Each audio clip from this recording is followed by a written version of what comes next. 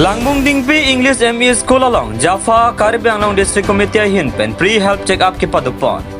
Aruni phaing kore sierni Journalist Association for Assam Karbi Anglong District Committee arwa tumpen chipatir pi pon along Health and Family Welfare Department Karbi Anglong Autonomous Council atum cherap dunsi. Arni siap farman Langbungdingpi hawar Langbungdingpi English ME School along pre-help check-up padupon. Lasolong rikeng kiso, eso kiso, ipui pokiso, eno kangthong, emeka chechar jela pen. So arlo, akiso pen chenglok pen nang anak kiso hin langpon lo. Bangsolong government hin pen, kidug der arada to apan hospital along akejoi pen, kiso kachelang pon long ji apan ke pathik pon. Ayushman Bharata card sitami akejoi pen si semar pi pon lo.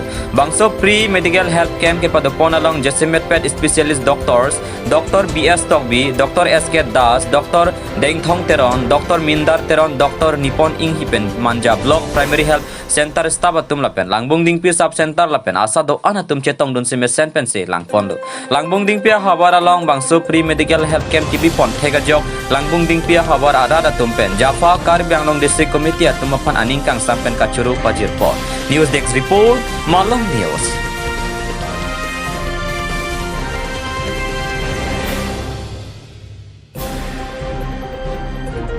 Ila 21 Mei itu camp pada ini ke third camp iglo Japan Darpen itu camp ni sebenarnya itu arong kami claim ni bomlo ini ke Langbungdingpi si bang iglo tapi memang apang doktor tham pun iglo itu lah bang choksi department bang choksi doktor bang iglo saya shooting mesti itu angke body phone lo lo dimgang si ratung tak ale doi pus ni tu matha lo ko mo phida la sale bi pomte ni bom pus ni chu ni riglo la japha tum phanta au ratung tak ale doi bom bom pus ni thanik cha so non kibang gilang da ko son klem mong gilang so pempon bom bom ratung cingrum no tangte ba japha tu arrange pon tangte la pe andar jitu health and family pe andar la tu arrange tangte jitu bang bom